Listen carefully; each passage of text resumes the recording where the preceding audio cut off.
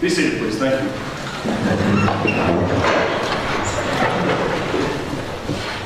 All right. Good morning, everybody, and welcome to the Superior Court of Teasley Middle School. My name is John Klein. I'm a proud member of the Teasley Middle School class of 1988. And I have been appointed by the Chief Judge of this court, the Honorable Koch, to serve as Judge Pro Tem for today's trial. At this time, the court will call the matter of the State versus the Caretaker, which is case number 2017-TMS-1843. This case is before the court today for a criminal jury trial. Now, based on my review of the record, it appears that the defendant in this case, the caretaker, has been charged with first-degree murder in connection with the death of the old man. As I understand it, the caretaker has entered a plea of not guilty by reason of insanity. Is the state ready to proceed today? And is the defense also ready to proceed? Yes, sir. Now, as I mentioned at the outset, this case is before the court for a jury trial. Jurors are members of the community who hear and decide cases, and they are determining what the actual facts of the case are. For the benefit of the members of the public who are with us today and sitting in the gallery, I would note that jury selection has already occurred in this case. And are these our jurors who are already in the box? Okay. Our jurors have already been placed here in the jury box. Members of the jury, let me begin by thanking you for your service as jurors. You play a vital role in the functioning of our legal system, and you help make the American legal system the envy of the world.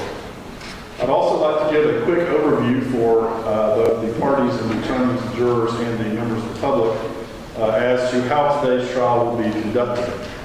The trial will be conducted in 3 segments today. The first segment is called the opening statement. Each side will be given an opportunity to give a brief overview of what they think the case is about and to tell you what they believe the evidence in the trial will show. The state, which is seated over here, will go first, and they will be followed by the defense, which is seated over here. Please keep in mind, jurors, that the information that you hear in the opening statement is not evidence and should not be considered as such when you think about what the facts of the case are. After the opening statement, the second segment is called the presentation of evidence. And at that, each side will have an opportunity to call witnesses who will testify as to what they know about the passing of the old man and about the mental state of the caretaker around the time of the incident. Since the state bears the burden of proof in this and every other criminal case, the state will present their evidence first. Once the state rests their case, it will be the defense's turn to present their evidence. Each witness will potentially face 2 rounds of questioning. First, the witness will be questioned by the side that called him or her to the stand as a witness, and that's called direct examination. Then, the opposing side would have the opportunity to ask questions of that same witness, and this is called cross-examination. There's no requirement that the other side cross-examine the witness, but that is something that is available in the trial. The third segment of the trial is called closing argument. In this phase, both sides are given a final opportunity to explain how the evidence presented through the witnesses fits together in the overall picture, and they'll also have an opportunity to persuade you, the jurors, to render a verdict in favor of their side. Since the state bears the burden of proof in this and any other criminal case, the state can choose whether they want to make their closing argument first or whether they want the defense to go first. After closing arguments, jurors, you'll be asked to deliberate on the evidence heard in the trial and to render a verdict, either finding that the caretaker is guilty of the crime of first-degree murder or finding that the caretaker is not guilty by reason of insanity. Attorneys, before we get started, are there any issues that we need to address? All witnesses have been constructively sworn in. All parties have stipulated to exhibits, and all experts have been stipulated to as being qualified. All right. Thank you, Mr. Reyes. Anything else you want to take up? We would ask that the rule of sequestration be invoked. There will be no cross-examination unless the defense calls the caretaker as a witness. Okay. The rule of sequestration. Thank you, Ms. Langston? Right? Lewis? That's me. Oh, Ms. Lewis. Yes. Thank you. The rule of sequestration is a rule that if a person is expected to be a witness in the trial, they would be asked to wait outside the courtroom so that their testimony is not influenced by what they might hear in the courtroom. So it wouldn't be uncommon for a witness who's going to testify to not be hanging around hearing what everybody else is hearing. They would come in later so that they haven't heard what else has been said. All right. Anything else you need to take it for, sir? Okay. All right. Then with that, we will enter the first phase of the trial, which is the opening statement. State, you'll have the opportunity to go first. This is again your opportunity to give a statement of what you believe the evidence will show in this case. I will remind you all that the audience in this case is your jury. It's the jury, not so much me. So you want to keep that in mind as you make your presentation. So who's going to give the opening statement on that? Ms. Watkins, come on. Good morning, ladies and gentlemen of the jury, your honor, and opposing counsel. My name is Ryan, and together with my fellow counsels, Asa and Samuel, we will be representing the state in this trial. Today we are here for the trial of this man, the caretaker, for murdering an innocent old man. His actions were malicious, selfish, and heartless. We believe that the caretaker is guilty of first-degree murder, and the state will be asking that you sentence him to death for his heinous crimes. This murder was premeditated, willful, and deliberate, proving that the caretaker should be charged as such. According to his story and his own confirmations, the man is not insane and should be sentenced as any other murderer. Although the defendant's counsels will most likely claim the caretaker is insane and who did not understand the consequences, the state will show that this man knew exactly what he was doing. At the end of this trial, the close of evidence, the state would respectfully request the jury to find the defendant guilty of first-degree murder. Thank you, Ms. Watkins. Is there an opening statement on behalf of the defense? All right. Mr. Brewer.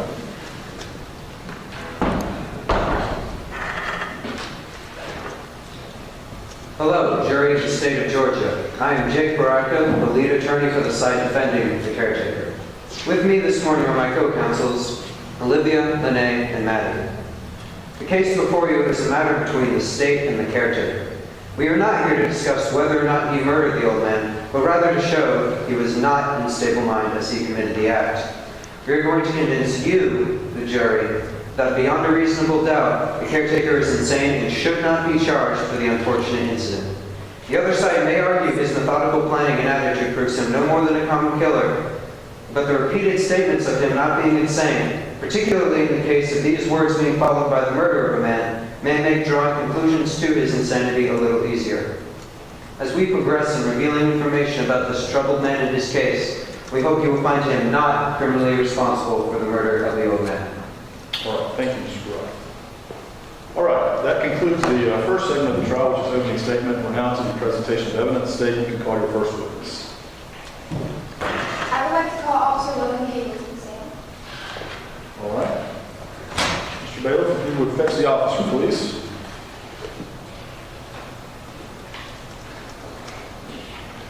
Officer Cable, come on in. You will just step around, please, sir. Just have a seat right here.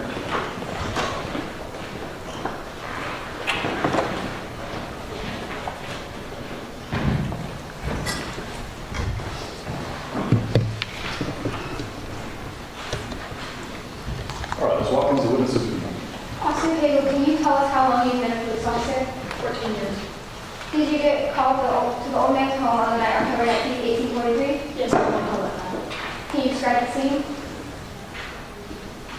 The caretaker was refusing to tell us where the old man was at first, but he later showed us that the old man was under the floorboards. Did the caretaker make any statements to you? It is possible to say he had the idea at first and to my brain. But once could see it haunted me day and night. Whenever it fell upon my blood ran cold. And so by degrees, very gradually, I made up my mind to take the life of the old man. He told us about how carefully he performed the murder and how he hid the body. Thank you, officer. I have no further questions. All right, is there any cross-examination for this witness? Okay. Sit down, sir. Thank you. Officer Cable. All right, State, you can call your next witness. I'd like to call Investigator Tyler Reynolds to the stand. All right, Investigator Tyler Presnell, please.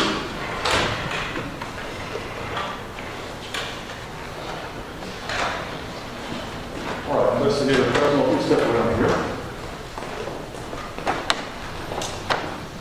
Just have a seat right here.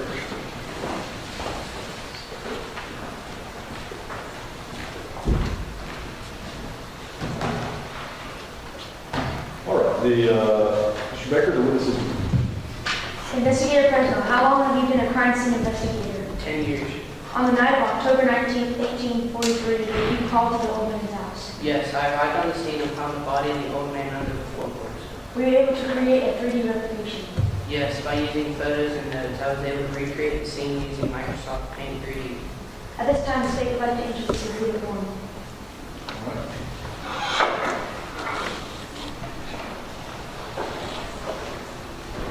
Can you please briefly describe what we are looking at?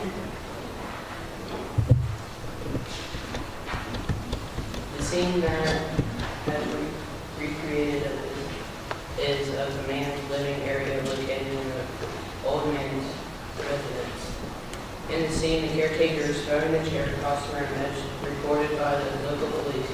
He then removes the planks of the floorboard of the wooden floor to reveal their location, the location of the dismembered body. As you can see, the scene has been recreated using Microsoft Paint 3D to show a three-dimensional view of the wooden planks and the body as it was found under the floor. No more further questions at this time. All right, any questions for this witness? All right, hearing none, you can step down, sir. Thank you, investigator present. You are free to go about your business, sir.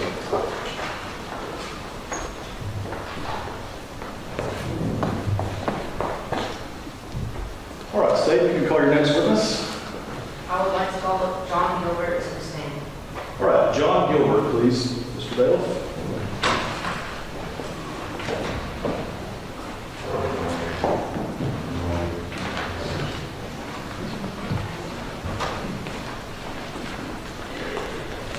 All right, Mr. Gilbert, can you step around, please, and have a seat right here, sir.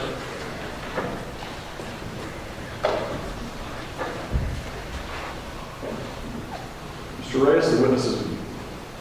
Were you at the Boatman night on October 19, 1843? Yes, I was at home. Can you explain what you heard on that night? The sound I heard was a high-pitched squeal, like a dog when he gets stepped on. Did that frighten you? Yes, it frightened me a big bit because I did not know what was happening. What time did you hear the shriek of the old man? I heard the shriek around 4 a.m. Thank you. I have one more question. Any additional questions for this witness? Okay. You can sit down, Mr. Gilbert. Thank you for being here. And you are free to go about your business.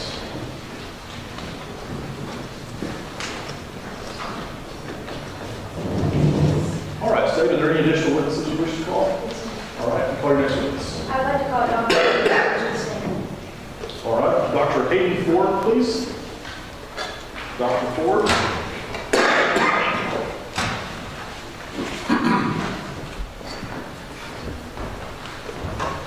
All right, Dr. Ford, keep with this one around here.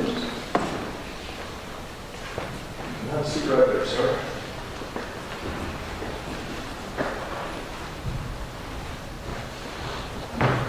All right, so the witnesses. Can you please introduce yourself and state your occupation? Thank you for having me. I am a forensic psychiatrist with 3 years of experience. Can you describe how the interview of your defendant occurred? Based on the interviews with the client and review of the evidence, I conclude that the caretaker is sane and sound in mind to know what he was doing at the time of the crime. The caretaker claims he is diagnosed with a medical disease called paranoid schizophrenia. This disease affects the brain, which causes the person not to be able to control himself. I believe the caretaker does not have this disease due to the fact that he planned to escape for over a week and premeditated this plot. I was never kinder to the old man during the whole week before I killed him, stated the caretaker. Therefore, the caretaker is not mentally disabled with this disease. I have no more questions. All right, any questions for this witness? All right, hearing none. All right, thank you, Dr. Hayden. You may sit down, sir. You are excused from the trial.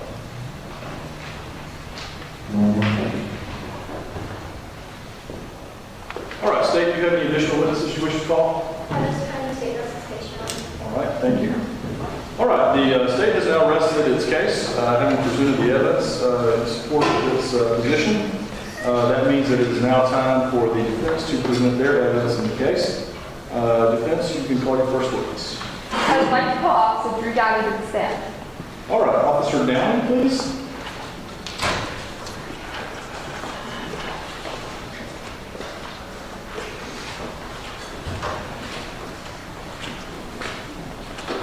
All right, Officer Downey, you can step around, please, sir. You can step seat right here.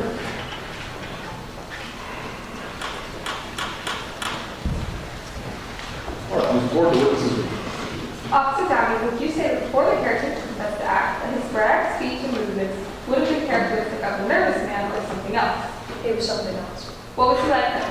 He acted calm and courteous, but grew increasingly unstable as the night went on.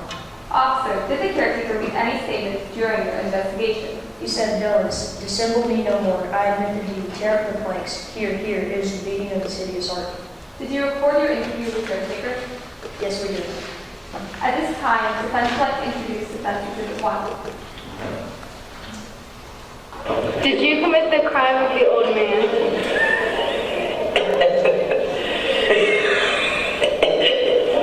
No, I did not commit the crime of the old man.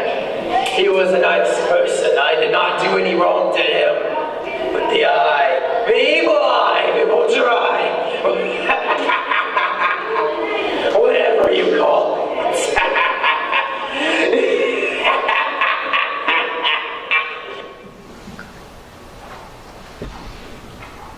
Officer Downey, is this a true and accurate depiction of the caretaker's demeanor? Yes, he continued to make statements such as, "Villains, dissemble me no more. I admit the deed. Tear up the planks. Here, here, it is the beating of the city's heart." And it was open wide open, and I grew furious as I gazed upon it. I saw it with perfect distinctness, all a dull blue, hideous veil over it that chilled the very marrow in my bones. But I could see nothing else of the old man's face or person, for I had directed the ray, as if by instinct, precisely on the damaged spot. Did the caretaker make any attempts to resist restraint or arrest? No, ma'am, he did not resist restraint. Thank you for your time. I have no further questions, Your Honor. Any additional questions for Officer Daniel? All right, you can step down, sir. Thank you for being here. You're free to go about your business.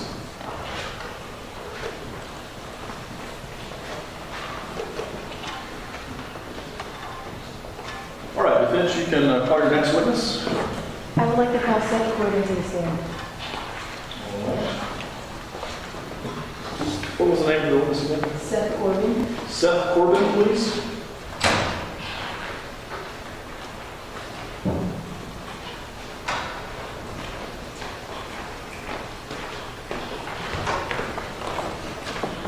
All right, Mr. Corbin, if you step around, please, just have a seat right here, sir.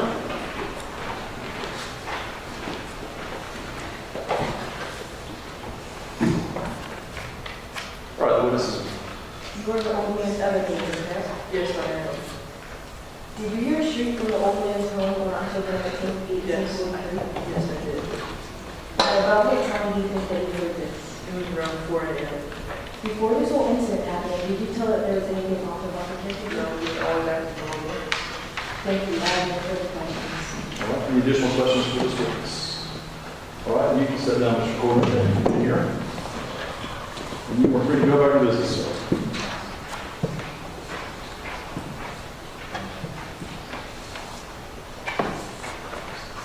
All right, defense, is there any other witnesses you want to call? I would like to call Dr. Bonner to the stand. All right, Dr. Bodner, please. Bodner?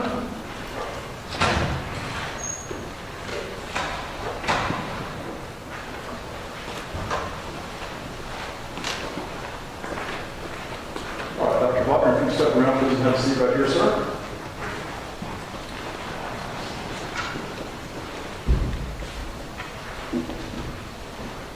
Ms. Lewis, the witnesses. Doctor, could you give us your definition of insanity? Definition of insanity is a state of not knowing what is right and what is wrong. Doctor, do you believe any of the actions of this man can imply he may have this condition? Yes, I do believe that many of his signs do point to the conclusion of him being insane. In particular, I believe he has a condition called schizophrenia. Could you describe this condition to us? Schizophrenia is a chronic and severe mental disorder that affects how a person thinks, feels, and behaves. People with schizophrenia may seem like they have lost touch with reality. This could certainly describe the obsession with the evil eye and the caretaker's outburst in which he murdered the old man. Based on your diagnosis and your professional opinion, would you deem the caretaker insane or not criminally liable for his actions? I would deem him insane. Thank you, Doctor. I have no further questions for this witness. Any questions on cross-examination for this witness? Okay. Here again, you can step down, Dr. Bonner. Thank you for being here. And you are free to go about your business.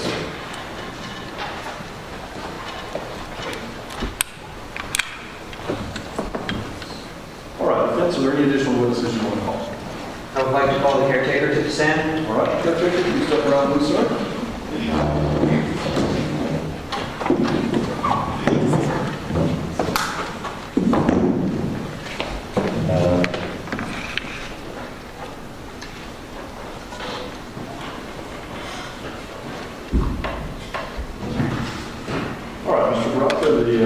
witnesses with you.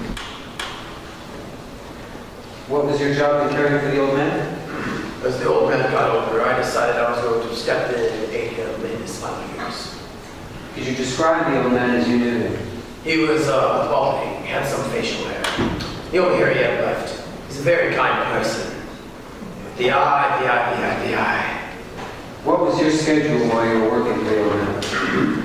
Had to die, had to die, had to die. The eye, the gateway from the underworld. I seared it.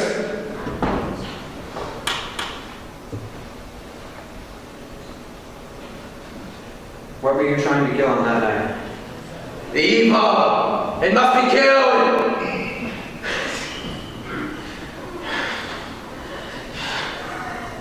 The eye, why must it have been him? Cursed by the evil eye, the eye!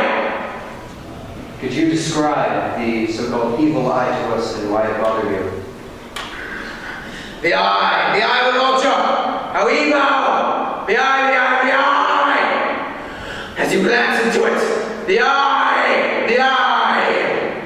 It was like staring into the eye of the evil itself. Evil, it had to die. I had to destroy it, I destroyed it.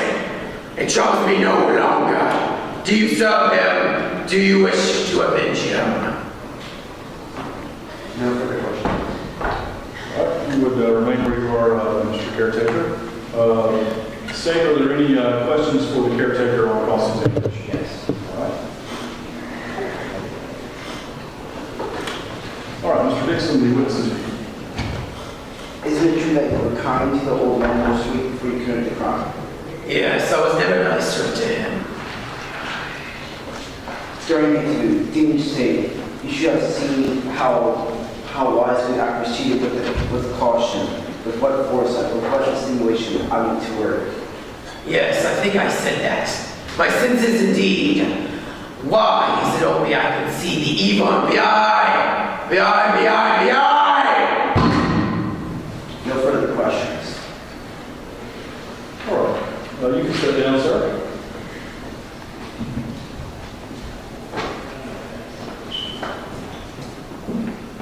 Defense, are there any additional witnesses you wish to call? Your Honor, at this time the defense rests. All right. All right, ladies and gentlemen, the jury, we've now concluded the second portion of the trial, which is the presentation of evidence. That brings us to the third portion, which is the closing argument. Again, this is the party's opportunity to sort of try to put together the facts that have been elicited from the witness stand and to tell you what they think the case means, and also to persuade you to render a verdict in favor of their side. State, do you wish to make your argument first, or do you want to go last? The State, you can make your closing argument this time. Ladies and gentlemen of the jury, thank you again for your service today. The state would like to remind you that during today's trial we have shown the following evidence. In the text, the caretaker states, "Madmen know nothing, but you should have seen me. You should have seen how wisely I proceeded. With what caution, with what foresight, with what dissimulation I went to work. I was never kinder to the old man than during the whole week before I killed him. The caretaker was devious in his plan to murder the old man, understanding the implications of death and killing. He said himself that he was not a madman, and a madman surely couldn't devise a plan of this. We, the state, request the jury find the defendant guilty of first-degree murder. Thank you for your service today." All right, thank you, Ms. Watkins. Is there a closing argument on behalf of the defendant, the caretaker? Yes, Your Honor. Mr. Burrow. So now, ladies and gentlemen of the jury of the state of Georgia, we turn the decision over to you, the fate of the caretaker. We have established our case and hope we have convinced you that the caretaker is innocent by reason of insanity. He was not in stable mind to see murder the old man. The caretaker's schizophrenia resulted in his outburst, blurring his perspective of reality and the imaginary. This is further proven by his reaction to my questions about the eye in my interview. He incoherently mumbled about the evil eye and how it must have been killed. He also stated, "The disease had sharpened my senses, not destroyed, not dulled them. Above all was the sense of hearing acute. I heard all things in heaven and in the earth. I heard many things in hell." How then am I mad? Hearken. Surely the same man would not be speaking like this. We, the defense for the caretaker, now ask you, the jury, to rule that the caretaker is innocent of first-degree murder by reason of insanity. Thank you for your service today. Thank you, Mr. Rocco. All right, ladies and gentlemen of the jury, you have now heard the evidence in the case, and in just a minute you'll be asked to deliberate over the evidence and render a verdict. Before you do that, however, I'd like to give you a few brief instructions regarding the laws concerning this case. The defendant in this case, the caretaker, has been charged with first-degree murder in the death of the old man. The caretaker does not dispute the fact that he killed the old man on the night in question. However, the caretaker contends that he should be found not guilty by reason of insanity. The duty of the jury in this case is to determine if the defendant is guilty of the crime of first-degree murder or is not guilty by reason of insanity. Under applicable law, insanity is a mental illness of such severe nature that the person cannot distinguish fantasy from reality, cannot manage his or her own affairs, or is subject to uncontrollable impulsive behavior. In this context, not guilty does not mean that the person did not commit the criminal act for which he is charged. It means that when the person committed the crime, he could not tell right from wrong, or could not control his behavior because of severe mental defect or illness. Such a person, the law holds, should not be held criminally responsible for his behavior. Under the laws that govern this court, the burden is on the state to prove beyond a reasonable doubt that the defendant was sane at the time of the incident. A reasonable doubt is one that fairly and naturally arises from the evidence in the case, or from the lack or failure of evidence produced by the state. Proof beyond a reasonable doubt does not mean proof beyond all possible doubt. If, after a full and fair consideration of the evidence, you are firmly convinced of the defendant's sanity, then you have no reasonable doubt and you should find the defendant guilty.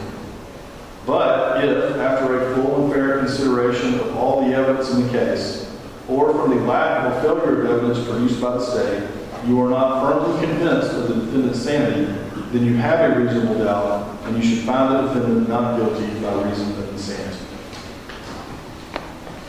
With that, we will excuse our jurors to begin their deliberations.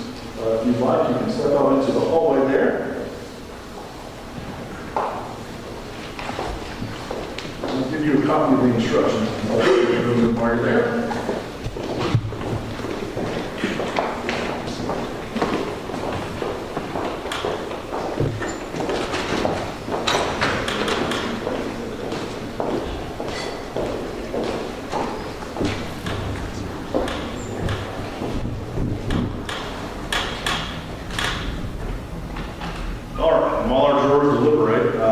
Congratulate both sides on a case well tried. The jury deliberation process can take anywhere from a minute to hours and hours, or days and days. I don't expect this jury will take quite that long. They'll probably be out for a few minutes. But that means we have a couple minutes to wait. If there are any questions anybody has about what you've seen today or anything related to the justice system or trials, I'll be happy to try to answer those, or we may have some other experts in the room who might help you as well. Or otherwise, you guys can just nervously wait for the judge to do it. Anybody have any questions or comments on what you've seen today? All right. Then we wait. So, State, how do you think you did? You feel confident they're going to come back with a conviction? Defense? Reasonably confident.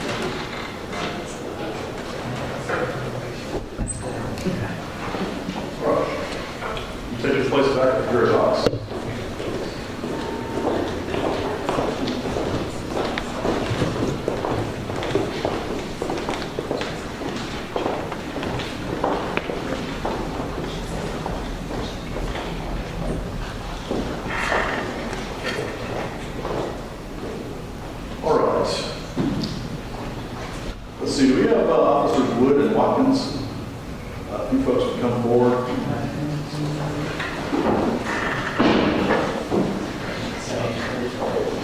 We may have to take someone into custody here momentarily. So. All right, let's see. Ladies and gentlemen, the jury, I understand that you have reached the verdict. Is that correct? That is correct. Okay. I'll ask the foreperson of the jury to announce the verdict for just a moment. Before I do so, let me caution the members of the public that while the court fully recognizes and appreciates the emotional nature of this case, no outbursts from members of the public will be tolerated when the verdict is read. Will the attorneys for both sides and the defendant please rise?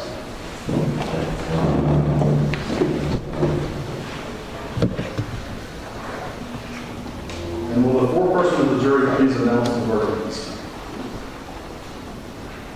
We, the members of the jury, find the defendant not guilty by reason of insanity. All right.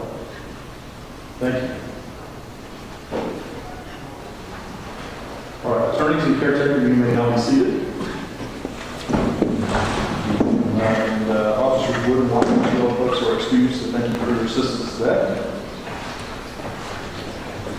And as you're seated, the court would like to commend, first of all, the attorneys for both sides, as well as the witnesses on an extremely difficult case that was very well tried. Ladies and gentlemen of the jury, let me again tell you how much I appreciate your service on this case.